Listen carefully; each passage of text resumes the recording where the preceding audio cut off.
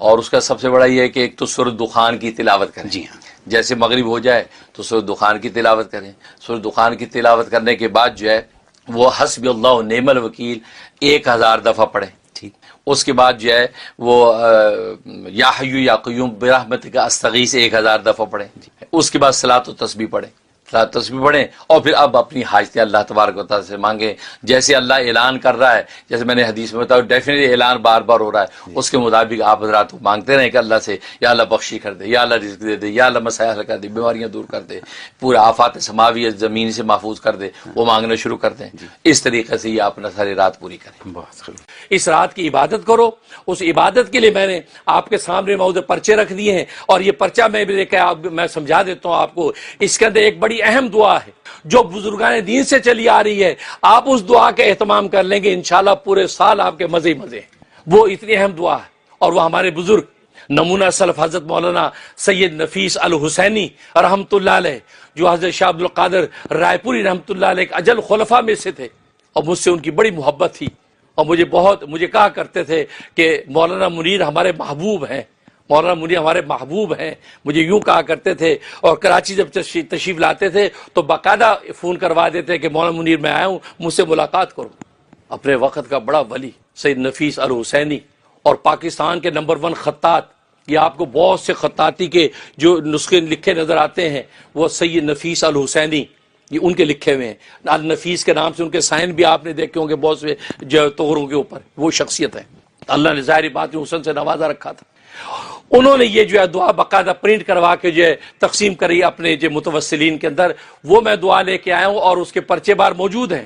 اور اس رات کے اندر آپ نے جو جو عبادتیں کرنی ہیں وہ میں نے اس کے اندر لکھ دی ہیں. آپ ان عبادتوں کر لیں، پھر آپ دیکھیں آپ پورا سال اللہ تبارک و تعالیٰ کی کیا رحمتیات. یہ جو دعا ہے، اس دعا کا طریقہ یہ ہے، مغرب کی نماز سے آپ جب فارغ ہوں، مسجد میں ہیں تو ظاہر قسم زہ نصیب، اپنے گھر میں ہے کوئی بات نہیں، مغرب کی نماز سے فارغ ہو کے آپ نے سب سے پہلے کیا کرنا ہے؟ آپ نے سب سے پہلے سورہ یاسین کی تلاوت کرنی.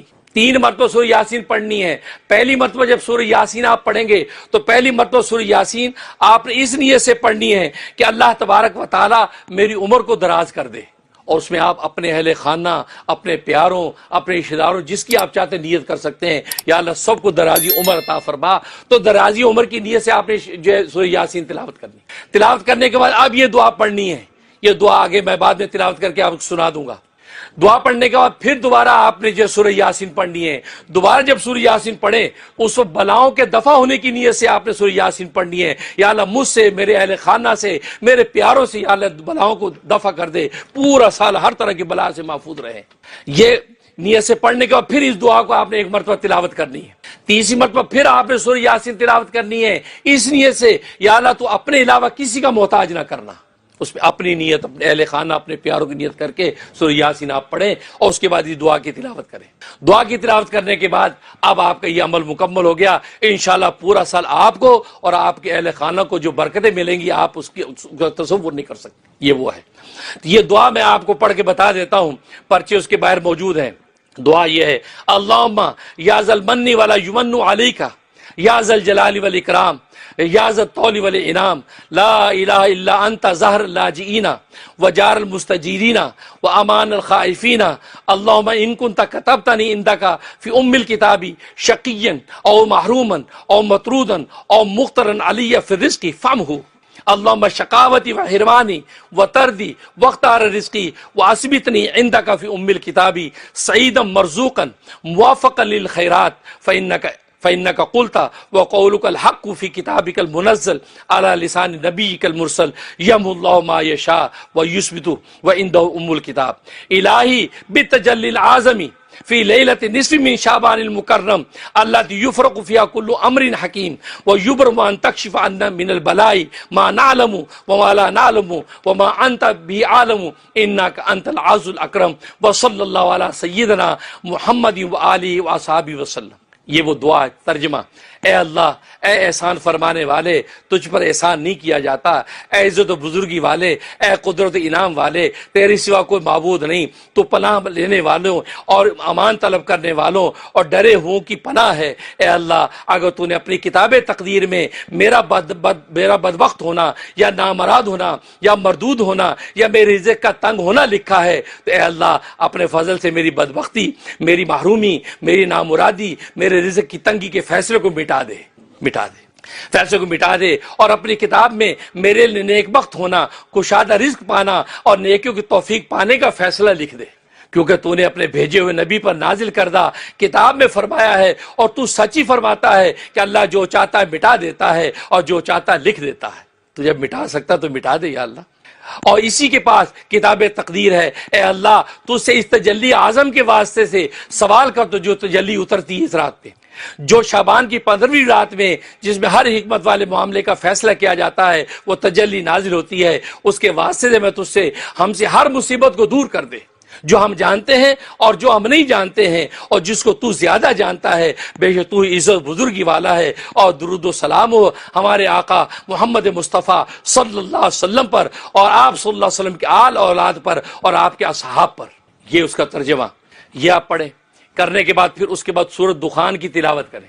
سورۃ دخان کی تلاوت کرنے کے بعد آپ پڑھیں حسبی اللہ و نعم الوکیل، 1000 دفعہ پڑھ لیں یا 100 دفعہ پڑھ لیں۔ اس کے بعد پڑھیں یا حی یا قیوم برحمتک استغیث، 1000 دفعہ پڑھیں یا 100 دفعہ پڑھ لیں۔ اس کے بعد صلاۃ التسبیح کے نوافل پڑھ لیں، اور اس کے بعد جو ہے آپ درود شریف پڑھ لیں، یہ والا اللہم صلی وسلم بارک علی سیدنا محمد و آلہ و صحبہ الف مرتین، 3000 مرتبہ پڑھ لیں یا 300 دفعہ پڑھ لیں۔ یہ اعمال اس رات میں کرنے کے۔ اس کے بعد آگے ایک بڑی کام کی دعا بتا رہا ہوں، یہ وہ دعا ہے جو رسول اللہ صلی اللہ علیہ وسلم نے امام حسن، آپ کے جو جگر گوشہ، آپ کے جو نواسے، ان کو بتائی، اور یہ واقعہ علامہ سیوطی رحمۃ اللہ نے لکھا ہے۔ امام حسن رضی اللہ تعالیٰ عنہ حضرت امیر معاویہ کے زمانے میں، حضرت امیر معاویہ 1 سال میں 1 لاکھ درہم ان کو نذرانہ ہدیہ دیا کرتے تھے، لیکن 1 سال انہوں نے وہ نذرانہ بھیجا نہیں۔ اب گھر میں تنگ دستی آ گئی، امام حسن نے کالم اور دوات قلم منگوایا اور خط لکھنا چاہا امیر معاویہ کو کہ بھئی میرا وہ آپ جو ہے سالانہ بھیجا کرتے تھے، ہدیہ آیا نہیں۔ پتہ نہیں کیا سوچا، پھر دوات قلم رکھ دیا، لکھا نہیں، سو گئے۔ رات کو رسول اللہ صلی اللہ علیہ وسلم تشریف لے آئے، کہا کہ بیٹا کچھ غمزدہ لگ رہے ہو، کیا خیریت ہے سب؟ کہا کہ ابا جان سب ٹھیک ہے، نہیں کوئی پریشانی ہے؟ ہاں ذرا مالی تنگی آ گئی ہے، تنگ دستی ہے۔ کہا کہ اچھا پھر؟ کہا کہ بس وہ امیر معاویہ مجھے ہر سال بھیجا کرتے تھے 1 لاکھ ہدیہ، وہ آیا نہیں، تو گھر میں جو اخراجات تھے، ترتیب تھی، وہ تنگی سی آئی ہوئی۔ فرمایا کہ کسی سے مانگنے کی ضرورت نہیں، تم یہ دعا پڑھو، اللہ تبارک و تعالیٰ مدد کریں گے۔ وہ دعا آپ کو میں بتا رہا ہوں۔ یہ دعا امام حسن فرماتے ہیں، میں یہ دعا پڑھنا شروع کی، ابھی 1 ہفتہ نہیں گزرا تھا، امیر معاویہ رضی اللہ تعالیٰ عنہ نے 5 لاکھ کا ہدیہ بھیج دیا، 5 لاکھ درہم کا ہدیہ آ گیا۔ اس رات میں نے وصول کیا، خوش ہوا، جب سویا رسول اللہ صلی اللہ علیہ وسلم خواب میں آ گئے۔ فرمایا کہ بیٹا کیا حال ہے؟ ابا جان بالکل خیریت ہے، سب ٹھیک ہے۔ فرمایا کہ سارا قصہ سنایا کہ یہ ہوا۔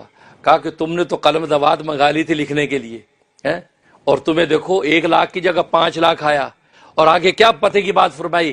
فرمایا کہ جب مخلوق سے نگاہ ہٹا کر خالق کی طرف نگاہ کرتا ہے تو پھر ایسے انعام ملتے ہیں۔ اللہ اپنے بیٹے کو کیا سبق دے گئے، یہ ہم سب نبی کے بیٹے ہیں، ہمارے لیے یہ سبق ہے بھئی، سب بیٹے بیٹے خدا سے مانگنا۔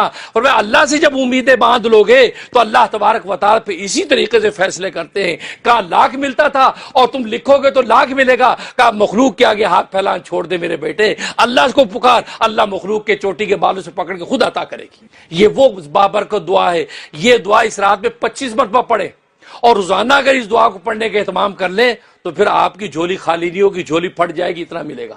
یہ وہ دعا ہے کیونکہ نبی نے خود کہی، یہ دعا حسن کے نام سے مشہور ہے۔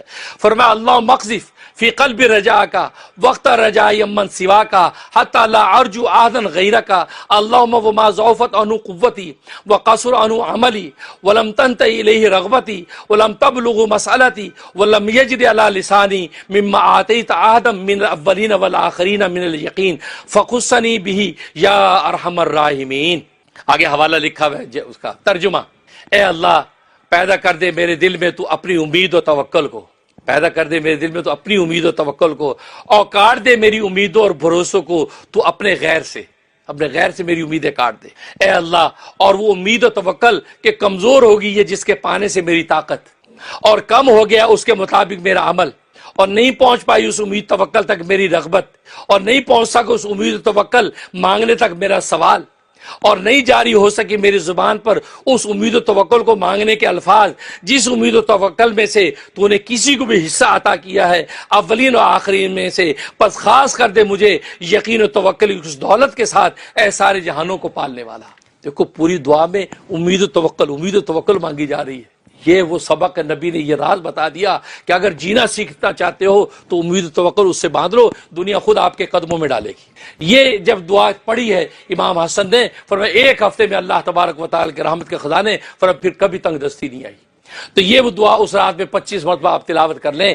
یہ رات کے اعمال ہیں. اس کے علاوہ جو آپ عمل کریں تو یہ لیل و برات جو شب برات اس کو ضائع نہ ہونے دو، اس میں اللہ تبارک و تعالی کو راضی کر لیں گے. انشاءاللہ رمضان مبارک کی دولتیں بھی لوٹیں گے. ایک عبادت روزے کی عبادت ہے جو ظاہر کر رمضان مبارک کے اندر فرض کی جاتی ہے، کیونکہ سال میں ایک مرتبہ اللہ تبارک و تعالی یہ روزے کے ذریعے سے انسانوں کا تزکیہ فرماتے ہیں.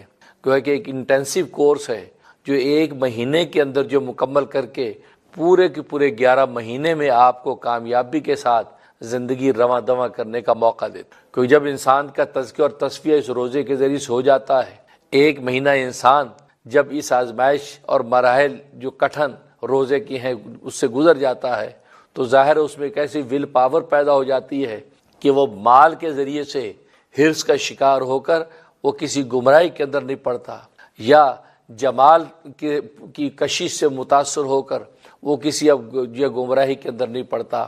اس لیے اللہ تبارک و تعالی روزے کی عبادت کے اندر ساری کی ساری تربیت ایسی کروا دی ہے کہ ظاہر ہے کہ اب شوال سے اگلا سال جو ہے اسلامی مہینہ کا شروع ہونے والا ہے.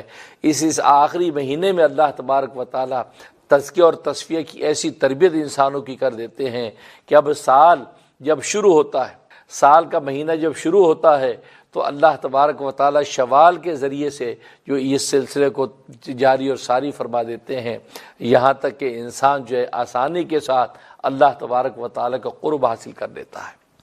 تو گویا کہ معلوم ہوا کہ مال اور جو وہ اعمال کے ذریعے سے اللہ تبارک و تعالی آزمائش کے راستوں سے انسانوں کو جو ہے وہ بچا کر منزل مقصود تک پہنچاتا ہے. لہذا روزے کی عبادت بھی چونکہ انہی عبادات میں سے جس میں انسانوں کا تزکیہ ہوتا ہے، انسانوں کا تصفیہ ہوتا ہے، انسانوں کے باطن کو جو ہے وہ مذکر اور مصفح کیا جاتا ہے، اندر اور باہر کو صاف ستھرا کر کے اللہ تبارک و تعالی کے سامنے پیش کیا جاتا ہے. لہذا اس کے اندر مال اور جو ہے وہ اعمال یہ دو طرح کی تربیت اللہ تبارک و تعالی فرماتے ہیں. اس لیے یہ میں نے جیسے عرض کیا کہ سال کے آخری مہینہ رمضان المبارک کا گویا کہ اسی تربیت میں گزرتا ہے تاکہ شوال سے جو آپ کا پہلا مہینہ اسلامی مہینے کو شروع ہوگا، سال کا شروع ہوگا، تو اس سے پھر آپ اس روحانیت کی مراتب کو طے کرتے چلے جاتے ہیں. تو اس لیے تو گویا کہ آزمائش کے لیے دو ہی ذریعے تھے، ایک مال اور جمال، اور مال و جمال کے اس فتنے سے بچنے کے لیے دو ہی ذریعے پیدا کیے، ایک مال اور دوسرے اعمال. تو مال و اعمال کے ذریعے سے اللہ تبارک و تعالی ان دو فتنوں سے اور آزمائشوں سے بچاتے ہیں. چنانچہ روزے کی یہ عبادت اللہ تبارک و تعالی نے اسی لیے انسانوں کو عطا کر دی. اور یہ بات آپ جانتے ہیں کہ انسان کی مادی اور روحانی ترقی کا مدار ان دو ہی چیزوں پر ہے، ایک مال پر اور دوسرے اعمال پر. لہذا اعمال یہ انسان کے بدن کے ذریعے سے ظاہر ہوتے ہیں، اس لیے اللہ تبارک و تعالی نے عبادات بھی دو ہی طرح کی نازل کیے ہیں، یا تو وہ عبادات جن کا تعلق مال کے ساتھ ہے، یا وہ عبادات جن کا تعلق جو وہ بدن کے ساتھ ہے. اور بدن کے ساتھ ہونے کا مطلب ان کا تعلق اعمال کے ساتھ ہے کہ آپ نے وہ عبادات اس عمل کے ذریعے سے پیش کرنی ہے. چنانچہ نماز کی عبادت کو لیں، یہ بدنی عبادت ہے، اس بدن کے ذریعے سے آپ عمل صلاۃ پیش کرتے ہیں، عمل نماز اللہ تبارک و تعالیٰ کے سامنے پیش کرتے ہیں.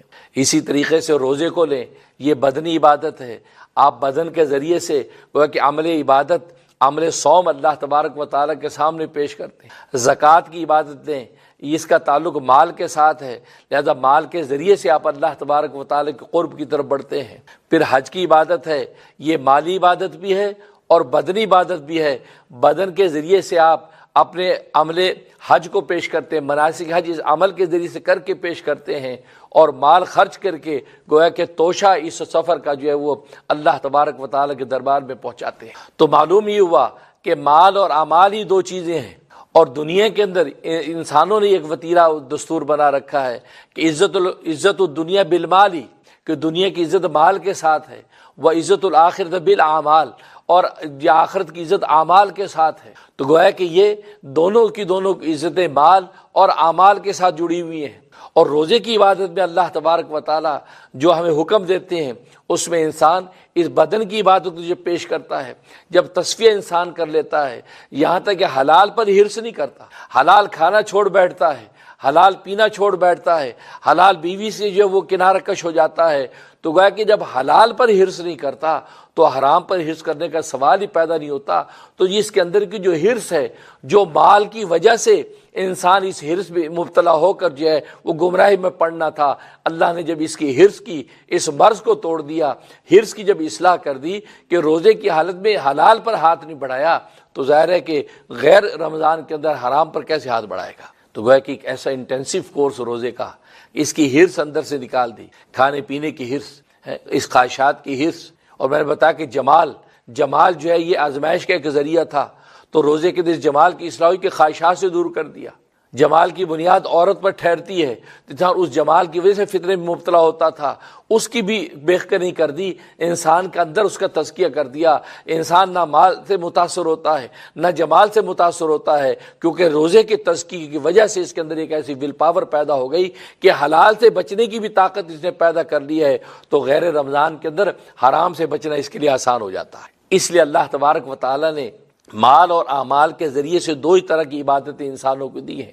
جب انسان عبادتوں کو قاعدے کے مطابق پیش کرتا ہے تو اللہ تبارک و تعالی اس کے لیے اپنا قرب آسان کر دیتا ہے۔ اور عجیب بات یہ ہے کہ سرکار دو عالم صلی اللہ علیہ وسلم اس امت کے روزوں کی فضیلت یہ بیان فرماتے ہیں، اس امت کے روزوں کی فضیلت کا عالم یہ ہے کہ ایسی فضیلت اور خصوصیت دوسری امتوں کے روزے داروں کو نہیں عطا کی گئی جو فضیلت اس امت کو عطا کی گئی۔ ظاہر ہے کہ سرکار دو عالم صلی اللہ علیہ وسلم کے صدقے اور طفیل سے اس امت کو جو خصوصیت نصیب ہوئی ہے، جو امتیازی شان جو ہے وہ سرکار دو عالم صلی اللہ علیہ وسلم کی برکت سے نصیب ہوئی، وہ کسی دوسری امت کو بے حاصل نہیں ہے۔ اس لیے ارشاد فرمایا کہ میری امت کے روزے داروں کو 5 ایسی خصوصیات اللہ تبارک و تعالی عطا کر دیتے ہیں، ایسی خصوصیات پہلی امتوں میں کے روزے داروں کو نصیب نہیں کی۔ سب سے پہلی خصوصیت فرمایا کہ خلوف فمی صائم، کہ میری امت کا جو روزے دار ہے